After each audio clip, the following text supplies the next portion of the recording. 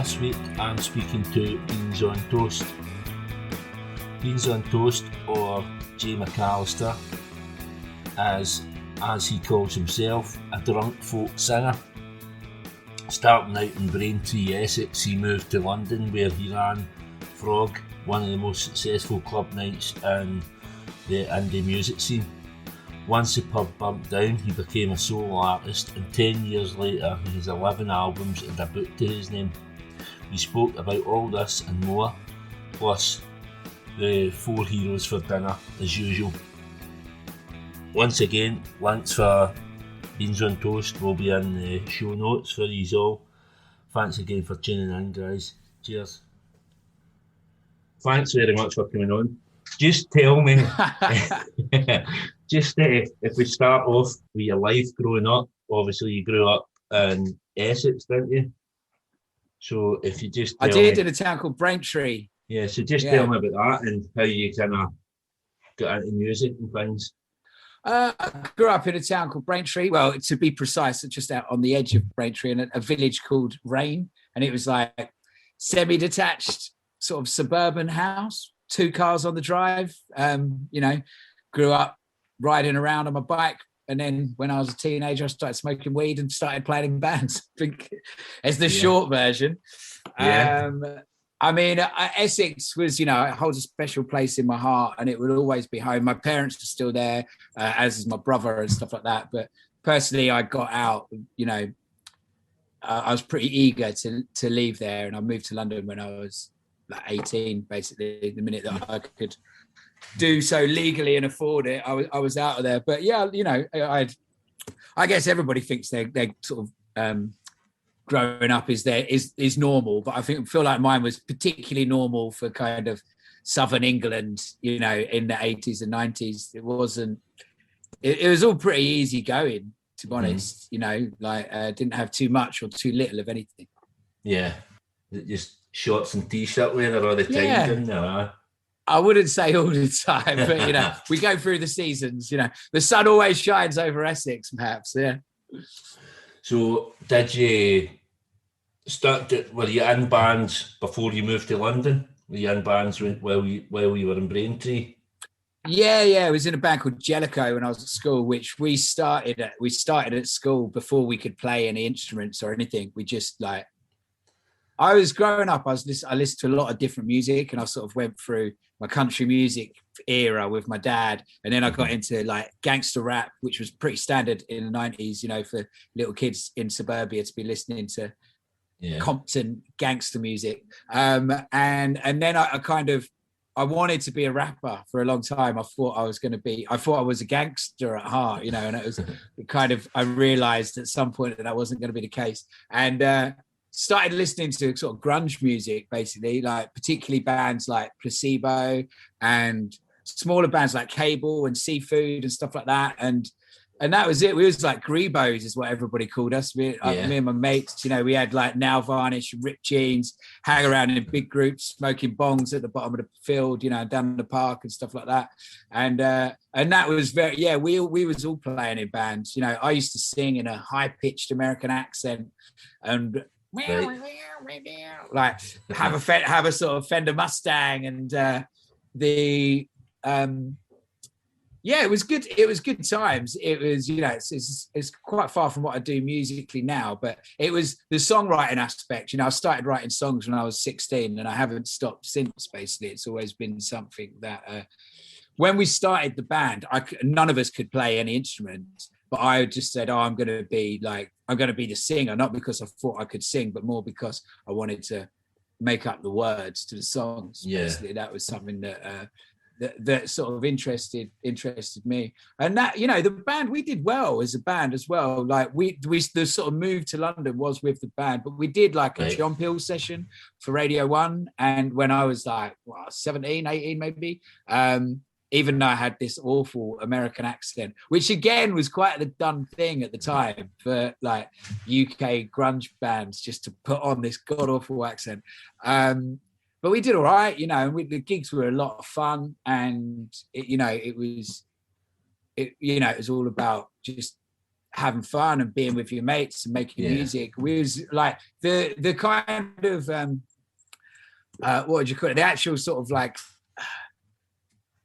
the sort of professionalism wasn't there at all. If you know what I mean, it wasn't really much. It wasn't that much about the songs, or it certainly wasn't about like the playing or anything like that. It was more about the kind of attitude of wanting to be in a band and just kind of, I think we definitely had a better attitude than we did musical ability. It was our attitude that took us everywhere. And it was when people did start coming to watch us, I think it was the attitude that perhaps people were drawn to. I don't know, but John Peel liked the songs, so they must have had something to him as well. It must have had. Yeah, he actually rung my house, John Peel.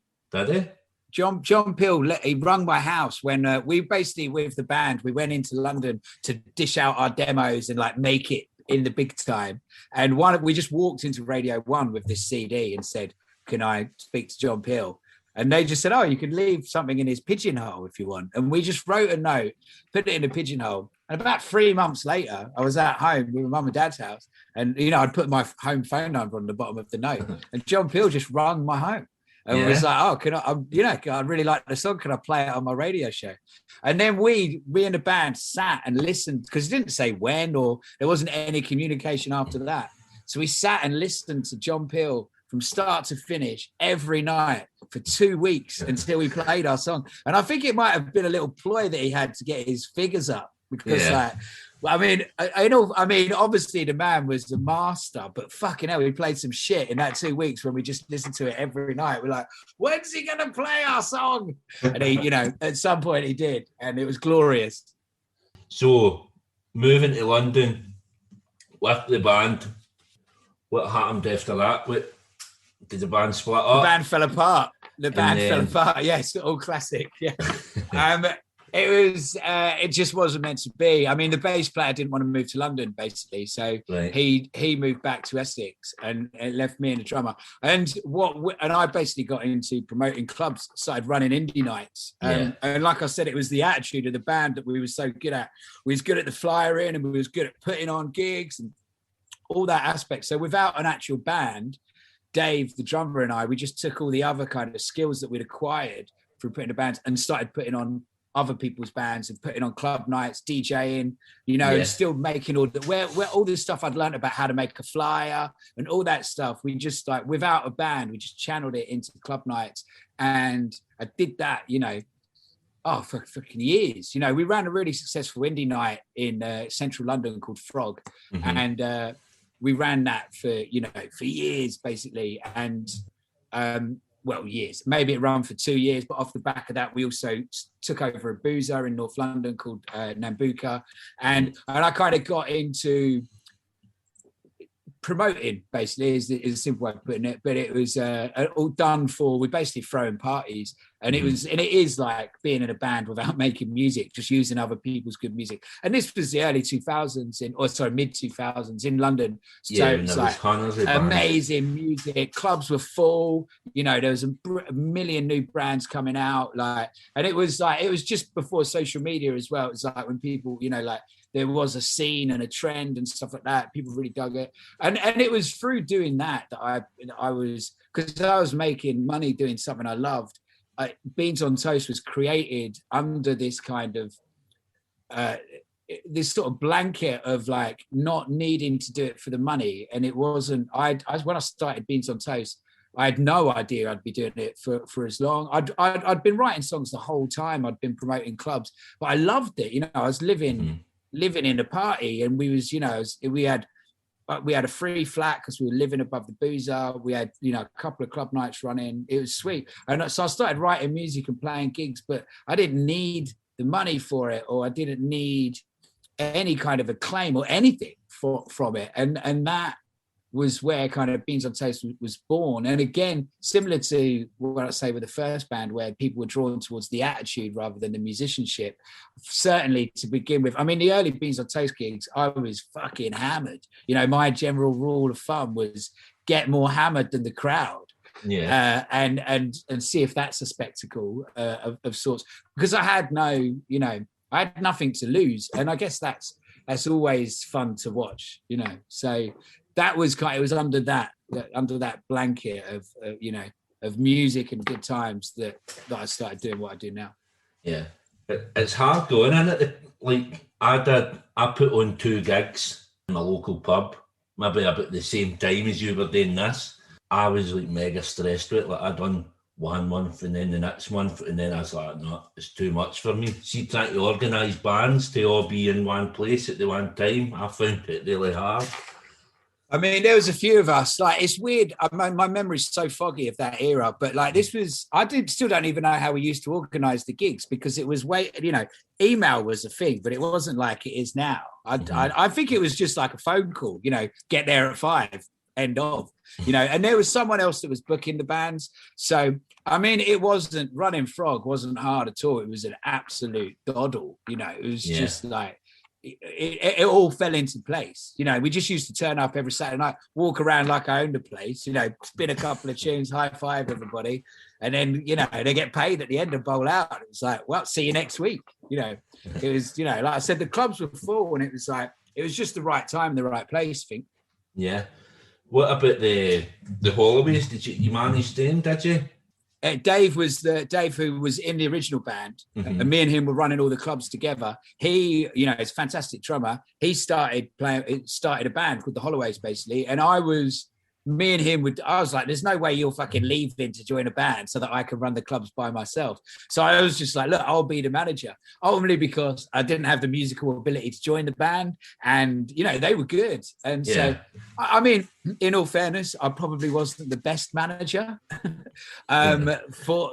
We did well, but I think they probably could have done with. They got to the point where there was probably a bit of business sense rather than the kind of I put on all the early shows and all that. But yeah, we had good times. Good times with that. Oh, they were a cracking band. So obviously then there was a fire at Nambucca. Was that kind of like the turning point for kind of the Holloways splitting and kind of you deciding to start releasing your own music? Was that a kind of catalyst? Not really. I mean, I guess it did happen around the same sort of time. I mean, Nambucca, I think everybody that lived at Nambucca, there was probably 9 of us living there when the place burnt down. And I think everybody was probably secretly happy about it. Well, not even secretly. I think it was like, like at least no one got injured and maybe it had run its course. I think there's still there's an alternate universe where we all still live at Nambucca, and we're all doing fucking coke every night and playing to 50 people. So we got away with a lot of stuff at that place, and it was kind of romantic that it literally fucking burnt down at the end of it. It was like, and I guess it was a similar time that I started then putting out an album, but I wouldn't say the two were necessarily related. I think that the album would have kind of cut. It was probably in the running to happen anyway. But now that you mention it, it was exactly a year after Nambucca burnt down in December, and then the following year is when the album came out. So quite possibly. The first album was all written in Nambucca. I know that. And, apart from the last couple of songs, one of them being about Nambucca burning down. But it was, Beans on Toast was definitely, I was playing a lot of gigs when I was living at Nambucca. Ultimately, I probably played more gigs at Nambucca in the first kind of year of me playing as Beans on Toast than anywhere else. I just walk downstairs and play a gig, whoever was playing. Perhaps it was a catalyst, the pub burning down. Now you say that. I've never connected the two, but let's say yes, it was. So obviously the first album, kind of, you name check quite a few people in it, Laura Marlin and Amy the Great. Obviously the guy from Mumford & Sons, Ben Lovett, produced it. Was that album pretty much the scene who was about then and like all your friends helped out? Did you record it different, like separate nights or something in Ben Lovett's attic or something like that? We recorded it in 1 weekend at Ben's parents' house, basically in Wimbledon. And I mean, there's a lot of people that guessed on it that were just friends at the time, and that was just a case of we just hit up everyone we knew that could play anything, be not necessarily because they was worth a name check, but just to get I had 50 tracks that all sounded the same, so we needed as many different people to try and make them sound different as possible. Yeah. It was probably more like thinking. And writing songs about sort of friends and other bands is, I don't know, it's kind of something I've always done. It's a bit of a cheap trick, really. But, you know, certainly back then I was a cheap trick. Yeah. So, you know, that was the kind of the cards that I was playing. But I mean, Emmy the Great, you know, is a song that I wrote about Emmy that she'd never heard. And then she agreed to be on the album. And when she turned up to do the session, I was like, I've actually written a song about you. Can you be singing on that song? And she's like, fucking hell, Jay. All right. Yeah. You know, she did it. But we never got married, but we're still good friends. But obviously, I mean, listening to that, because I hadn't listened to Laura Marlin. I'd never bothered to listen to her until I heard you singing about her, and then I went and listened to her. Obviously, you name. Wow, normally it happens the other way around. Yeah. Normally it happens the other way around. I mean, a lot of people have spoke to me over the years and said they'd found my stuff through putting Laura Marlin into Spotify, and my song about her comes up. And that's brought a lot of people my way. I actually thought about doing an album with just every song is a different band name, just for Spotify, you know, just be like, hey, who likes the Beatles? And like, what about the White Stripes? You know, just sort of like, so you're just constantly in other people's searches, like trying to destroy the Spotify algorithms from the inside. But yeah, I never actually went through it. That's a good Saying idea. that, I did release a song called Taylor Swift. Yeah, that's right. Yeah, so I mean, you've done it quite a few times, so you probably could release an album by now. I think that the Spotify algorithms are a bit cleverer now. I mean, I released a song called Taylor Swift a couple of years ago, and in my head I was like, oh, maybe she must get a lot of Spotify searches. But I think originally it was like more like you search a word and you get what comes up, and now it's like you search a word and there's a million machines cleverer than any humans will ever be deciding what your outcome of your search is going to be. So it might be a bit harder to trick them, but who knows? Obviously, you brought an album out every year since 2009. 2010 was Writing on the Wall. I don't specifically know every album because I kind of listen to them on Spotify and I just kind of, everything's on shuffle, so I'll go beans and toast and there's like 230 odd songs and it's just shuffle, so I don't really know specifically albums.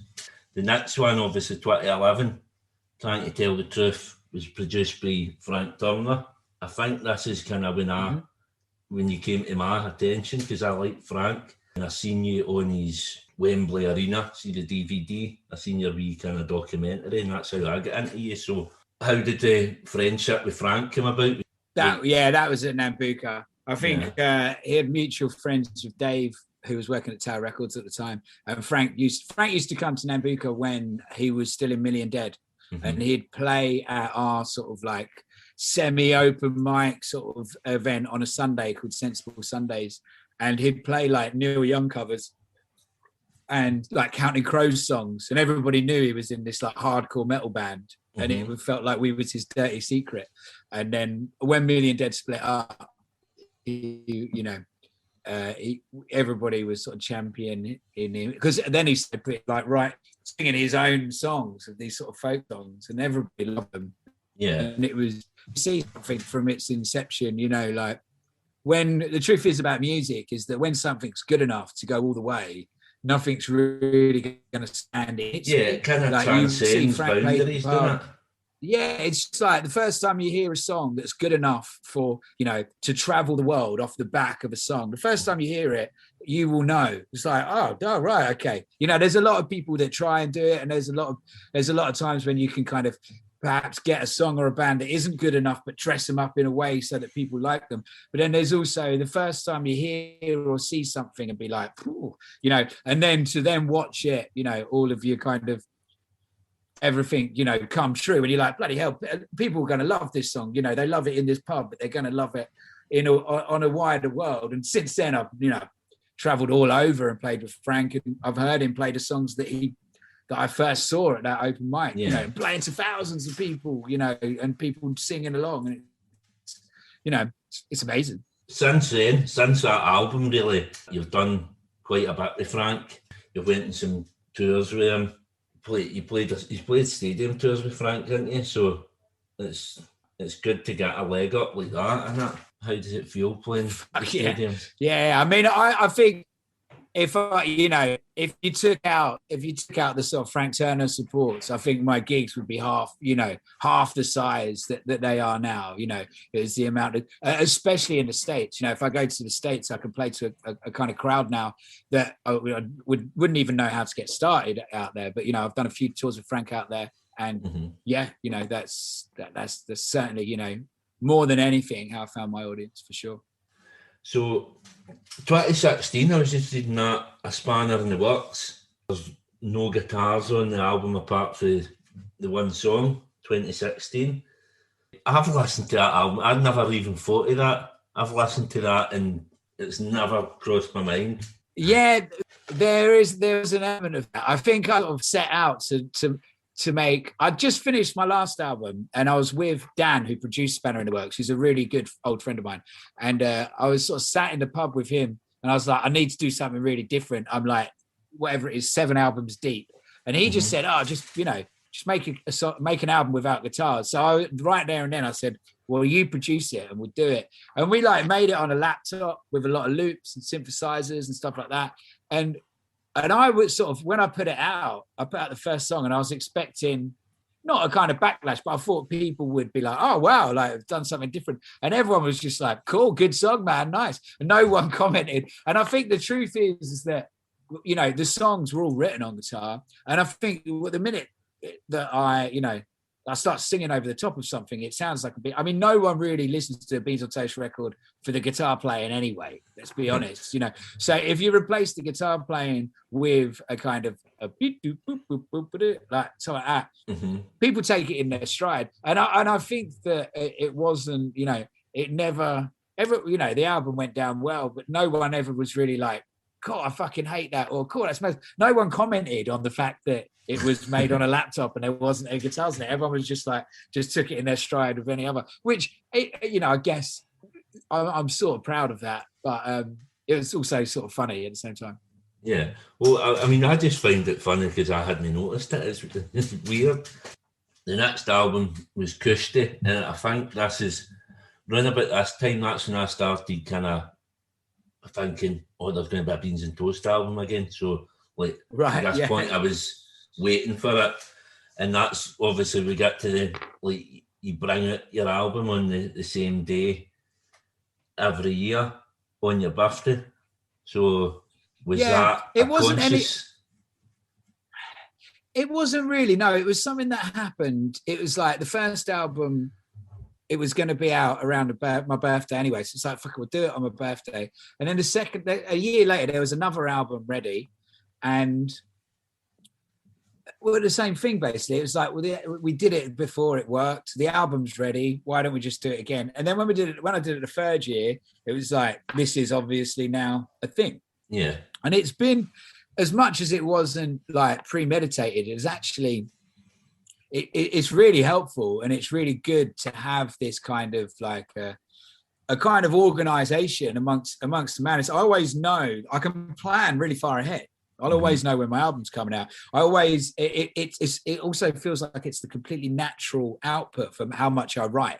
Like it seems that I churn out an album a year, basically. So and with that, by constantly releasing stuff, it's like I play a lot of festivals, and there's some festivals that I play every year, and not many bands get to play the same festivals year in, year out, and I'm always sort of dodge that rule. And one of the things that helps me dodge it is, well, that there's going to be new songs in the set. It's not going to be, I mean, in one aspect, it's definitely going to be the same old shit. It's going to be me up there going rah, rah. But at the same time, at least you'll definitely have new songs, and it just means that I'm constantly writing, constantly releasing, and constantly, touring. Certainly was in the old days, or whatever.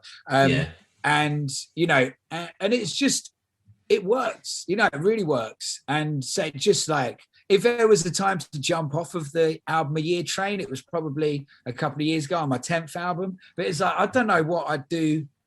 When would I put out albums other than that now? And I still feel like I'd be writing and one a year. So it's just kind of in my mind, it's set in stone. Yeah, it's an like, I'll always, thing. yeah. It's just like and like I said, we can book my album tour. Like, you know, as soon as the other one's finished, it's just like, yeah, there'll be an album out in December. Just book the next tour, you know. And being able to book tours that far in ahead is great for Adam, who books my shows, you know. And we can just sort of like, and now everything's really like, because of that, it sort of makes everything annual. Like, I'll always record the album around September time. So if I'm speaking to someone about how do you want to make an album, I'm like, can we just book it in for September? If we can book it in now, then, you know, and there's a lot of benefits that I've found through being so. Yeah. Let's take the stress. I mean, because on the flip side, if I didn't have an album or something got in the way, I would have I'd never forced one out. And I've not really promised. I mean, it's a thing that I've done, but it's not like the world's going to stop turning if they don't get a Beans on Toast album 1 December or whatever. So it's like, I don't see it as it doesn't work for me because it creates the pressure of a deadline or anything like that. It works as a, I don't know, just as a sort of, just for putting plans together and stuff like that. And like I said, now it's kind of a gimmick, isn't it? It's something to talk about in interviews, and people that, you know, people that know about it, they are people that like my music kind of know that there's something coming. And it's, you know, it just, you know, it's one of the things that happened, but I'm glad it did. Yeah, because I mean, this is it. I was speaking to a guy at my work today, and he was asking me what I was doing. I said I was doing a podcast. I told him about yourself, and I mentioned that you bring out an album every year on your birthday, blah, blah, blah.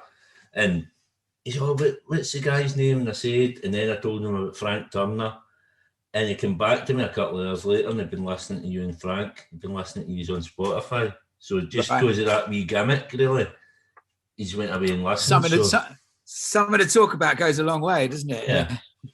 So, I mean, this year, you brought out 2 albums. Obviously, because you had plenty to talk about. So, Knee Deep in Nostalgia, that was produced by Frank. Yeah. Tell us a bit about that first. Well, that was the album that was always going to happen. Like, after the album before then, 2019, was an album called The Inevitable Trainwreck. And that was all like an album about the collapse of society, climate change, the rise of AI, all pretty like... it was quite a happy album, but it was quite bleak subject matter. And afterwards, I was like, fuck, I can't write another album about the end of the world. And it was going to come out on my 40th birthday. So I started writing an album called Knee Deep in Nostalgia. And the plan was for it to be a kind of a walk down memory lane and a kind of nostalgic album, kind of autobiographical almost. And I spoke to Frank because it had been like 10 years since he did the last one. And I was like, look, do you want to do this album? It's kind of, you know, it's about the 40th, blah, blah. And we had that locked in. We was going to record it. And, you know, and if COVID hadn't happened, that would have been the album that come out. And it probably would have had 15 tracks on it. You know, I think I'd written like 9 songs come January, February for the album. And then, you know, in March and April, when everything, you know, flipped, I sort of found myself, when I picked up the guitar, I didn't really feel like whimsically wandering down memory lane. You know, I just started writing about the here and now of the pandemic, and I was instantly writing and releasing and recording songs. I was just like, just like completely in the moment in my head musically, and you know, in my head, and therefore songwriting. And all my songs were about, you know, the changing world and the pandemic and all that. So, and these songs, so I basically found myself with 2 collections of songs that were never going to go well together. So I was just like, well, fuck it. All the songs that I'd already written, I spoke to Frank, and I was just like, I got 9 songs. We'll do a 9-track album. We'll record it in between lockdowns and sort of, you know, via computers and emailing each other parts and stuff like that. And that will be that album. And then the other album, I was just recorded it solo at home, or just onto my phone basically, and just and they just sat. And I was like, well, I could just, you know, I didn't want to do a double album or anything. They both felt like albums within themselves, but they didn't really marry together at all. So it was like, fuck it, I'll just double release. And again, it was one of them things where I did it. It was a creative choice. You know, I did it because that was the best thing for the art, you know, was to separate them as albums. But what really happened after that was, obviously for a year without touring, it's quite a financial blow for a touring musician. And then when it come round to the album, I had, rather than having one album for sale, I had 2 albums for sale. And I managed to fill a financial hole through basically being able to sell double the amount of what I would normally be expected to, because it turns out not many people bought one album. Everybody that came to my website to buy a vinyl ended up buying 2. So my song saved my ass from that. And again, and I didn't set out to do it as like, I should release 2 albums because I'll get more money. That was, wasn't even a part of what was going on in my head. Well, that's the thing, because if you were thinking like that, then everybody else would have been thinking like that. So it's just kind of, as you say, you couldn't put those songs on the same album. So it seems natural to... Yeah. Like I said, it was fully for that. It was for the art that it was done, but it just had a sort of a strange, a lucky side effect, which, got me out of the kind of non-touring hole, should we say. Going back as well, you've got a book out, Drunk Folk Singer. The reason that I kind of mention this is I've got a friend, a drummer. He's on the podcast a couple of episodes before you, Jamie Keenan. He's in a band called the La Fontaines. And on their second album, in order to sell it, they brought out a book along with the album. And it's basically just Jamie's stories of being drunk and all the mishaps he's got into within a band. So to then see that you had brought out a book kind of with similar kind of tales, I kind of thought that's uncanny. It's called Drunk Folk Stories. It was 2018, I guess it came out. And I've been telling the stories that are in the book, either on stage or down the pub or whatever, for years. They're true stories that happened, and they're the shit that I've been recounting. And through telling a story, it gets better every time you tell it. So over the years, I've been sort of fine tuning these stories, and I can't really feel. I didn't tell anyone.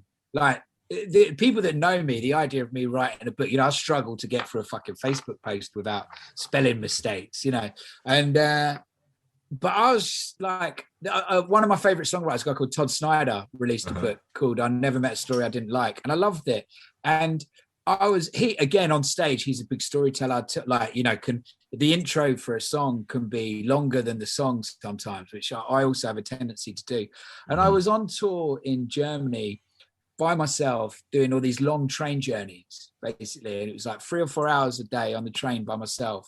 And I just knew that I needed a project rather than just watching fucking Narcos every day or whatever. So I just sort of I thought, right, I'm going to try and start typing these up as if they're going to be a book. And it was weird. I found the process really easy because it wasn't, it felt like homework or a chore. Like it wasn't being creative. It wasn't like trying to make anything up. It was just like, I already knew it. Yeah. I just had to write it down. It was just, I just need time to write it down. And I had all this time. So I started writing it down, and then I got back, and it certainly wasn't finished, but it got back. And then I was like, said to my wife, I was like, I can't believe I'm going to say this, but I'm going to write a book.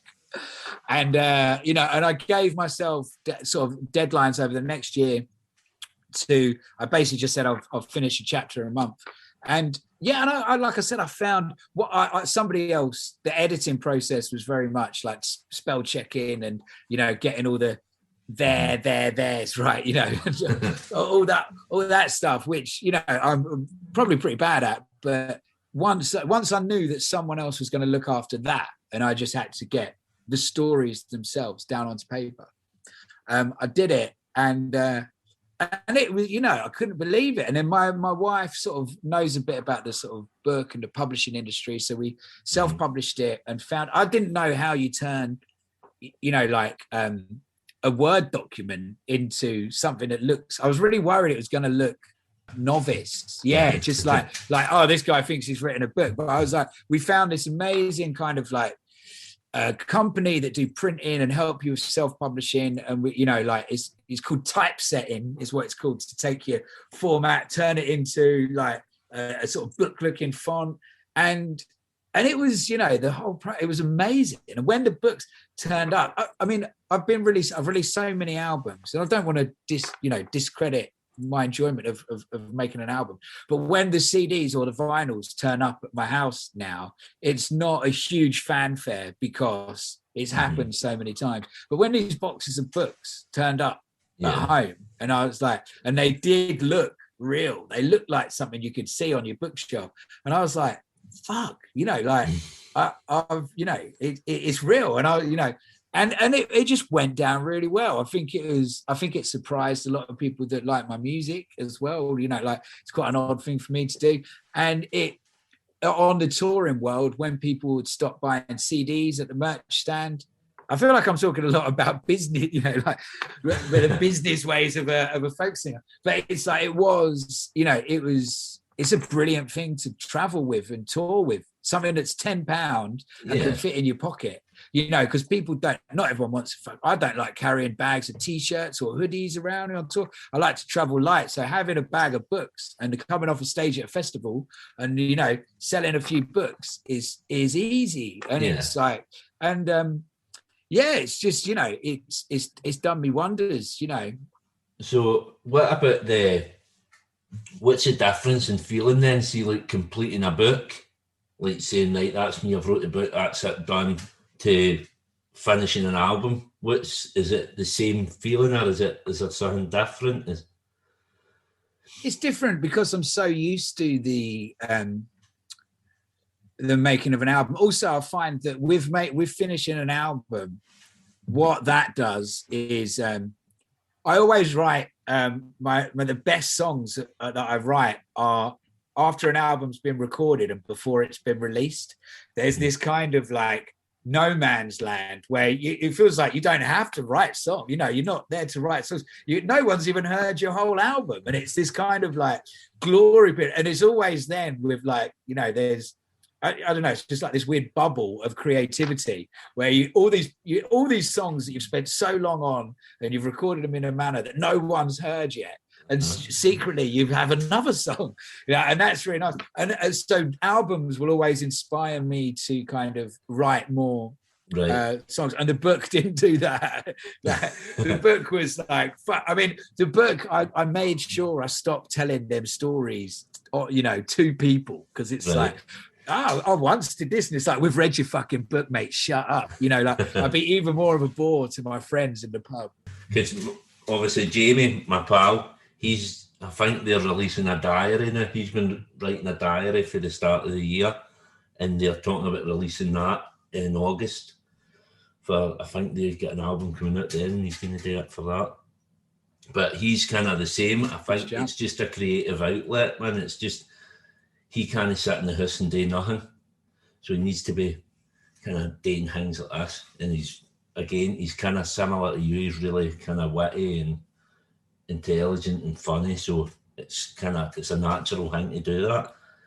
Well, I'll take them compliments, and he sounds like a great guy. Yeah. So another thing I read about you, I've seen your song Album of the Day. I watched the video of you and your daughter chucking vinyl in your living room and things like that. I read a thing about you that you're not actually that much of a fan of vinyl. Just the reason I'm saying that is because I've got a record player and I've got hundreds of vinyl, and I never can hear it either. Yeah, I'm not precious enough for vinyl. I never put things back in the packet. You know, like I generally leave a bit of a mess wherever I go, and like, but as much as I mean, I honor it, you know, as you know, vinyl has obviously changed the world, and it's incredible, and you know, and I love that people want to listen to my music on vinyl, but me personally, you know, Spotify all the way, you know, like just the idea of, you know, just type in what you want rather than pull it out. Just, it's more, I think I can generally find the enthusiasm to get stuff out, to put it on. It's more afterwards. It's like the idea of when you finish listening to music, then you have to tidy something up for unnecessary reasons. There was a few when I did the video with with Ren, my daughter, and I sort of knew that there'd be some vinyl purists that are like, what are you doing? But in all fairness, like the outtakes of, because as well there was some of the vinyl, a good vinyl from the collection, but there's also the record player in the video. It's like this old 70s record player that is a lot easier on the eye than it is on the ears as well. It's not like it's not the best record player. It just looks cool. But when my brother gave it to me, and it came with loads of like really shit old vinyl that you wouldn't want to listen to, and so there was a lot of some of the video. There was loads of like Ren just like standing on top of records and just like smashing up, which I decided not to put on. But there's like where people are like, "Oh my god, she scratched it with the needle," and it's like, mate, you should see the fucking outtakes. It's like it's a vinyl rampage going on. So, talk us through COVID and how you've kind of dealt with that, and what's coming next once we get over all this. Well, I've stopped making predictions on podcasts because a few months ago I did a podcast. It was before Glastonbury was cancelled, and I talked at length as to why I thought Glastonbury would go ahead and how it would go ahead. And by the time it came out, Glastonbury was already cancelled, so I sounded like a right tit. So I'm certainly not going to make any. I mean, I'm as hopeful as everybody that the graphs continue pointing in the right direction. Obviously, we've learned to be a bit cautious, but my heart always falls on the optimistic side. So, hopefully, we'll all be, just back out, seeing each other, and then on top of that, hopefully, we can look at worldwide solutions rather than just sort of nation-based solutions. I mean, what is there to say about COVID that hasn't already been said, to be honest? It feels like the world is just a place where everybody's opinions reign free at the moment, and for crazy, something that's affected something that's just affected everybody, every angle seems to have been covered. I mean, hopefully amongst all the tragedy there'll be some lessons to be learned. I mean, maybe it'll be the shake up that we need to come together for some kind of united. I mean, in order to fix it, we need it's a worldwide problem, and we need we need to be united as a human race in order to fix it. And the biggest problems that we face as humanity are all worldwide problems. You can't solve climate change in your own back garden and stuff like that. So maybe there's some goods. I mean, it's easier to presume that there's not going to be. I think it's a lot easier to presume that it's gonna shit's just gonna keep on hitting the fan, and a lot of sad things are gonna happen to everyone. But you need to look on the bright side, don't you? You need to kind of have hope. I do believe in humans overall. I think we're a confused bunch at the moment, but we'll get there somehow. So what does that mean for Beans and Toast? Will you be looking? Oh, mate, as soon as I'm out, as soon as I can, I'll be fucking gigging like you won't believe. Like, there'll be another, whatever happens, there'll be another album in December, and there's a bunch of festivals that, as it stands, are announced, and tickets are on sale, and, and I'm on the bill. So, and I think like it's been a fantastic week for sales of tickets for festivals in the UK. Like unbelievably so.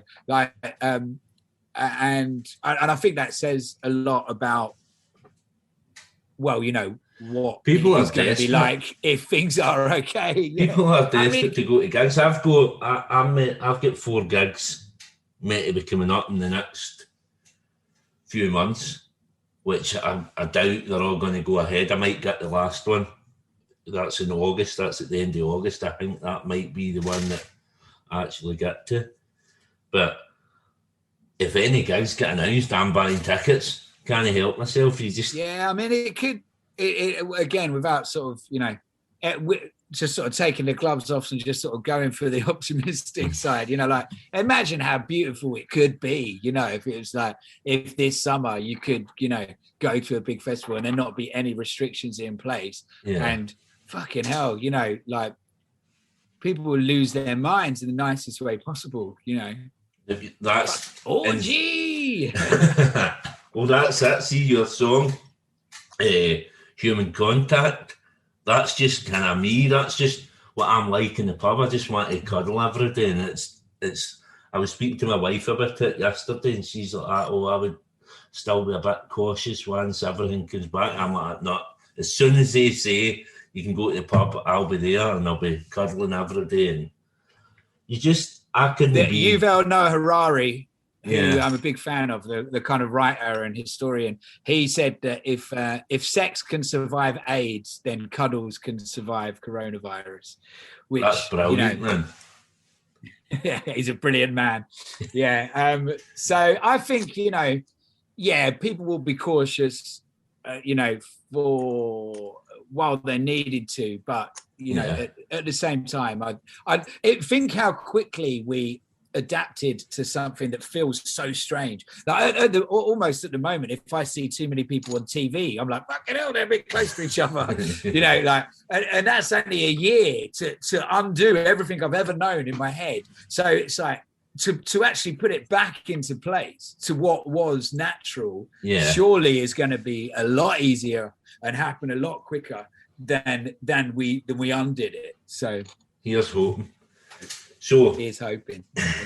So just obviously, as I said before we go, the podcast is called Time for Heroes. So what I look for is you're having a dinner party and you're allowed to invite 4 of your heroes, 4 of the people you admire, whether they're dead or alive. They could be musicians, family, whatever you want. So just give me your 4 heroes, and then at the end, you'll need to let me know what you're going to cook them as well. Just to piss you off a wee bit. Fucking hell, he didn't warn me about that. Right, okay. Well, my wife, Lizzie B, would be the first person for sure. And can I bring my daughter as like a freebie? Yeah, obviously. She doesn't. She's there just as standard. In fact, you've got a song about this, actually, haven't you?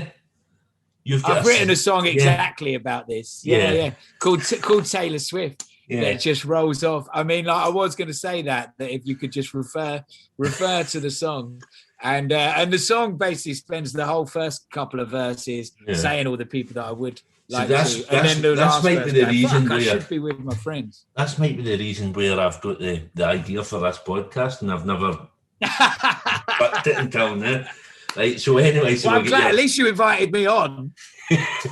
At least you invited me on. But I mean, in the song, there's an infinite amount of people that I'm allowed to invite. Here, you kind of restricted me. But so my wife, Tom Robbins, who's my favorite author, American kind of writer from the 70s, and who else? Kay Tempest, right? Who well, probably the best lyricist of the day, and John Lennon. Brilliant. They're all in the song. Yeah. They're all in the song. And that's I think most people so far have said John Lennon is like, it doesn't matter what walk of life, everybody loves him. Yeah, not everybody, but yeah. Yeah. Well, I think I saw a website once called like 10 Reasons Why You Should Hate John Lennon. Yeah. We won't go down that road. One of my mates done that and tried to kind of talk me out of my love for him, and he done this and he done that, and he was a wife beater and he was that, but then I listed all the good things that he'd done as well, and you're like, everyone's human and everybody makes mistakes, but beating up your wife is definitely wrong. I think we can all agree with that. I don't know. I mean, I haven't watched the Mike. I was a massive Michael Jackson fan growing up, like a diehard Michael Jackson fan. When I was asked what I wanted to be when I grew up, as like in primary school, a careers advisor, I said I wanted to be Michael Jackson. So I've not watched that documentary that definitely, you know, like that ousts him for all of the shit that he's done. Yeah, I don't know where I stand. I've not read into the John Lennon being a wife beater, but is he? Was he? If maybe he shouldn't come to the dinner party. Yeah, I will invite. Sorry, we'll have George Harrison instead. Right. He was all right, wasn't he? What did George ever do? We'll have George instead.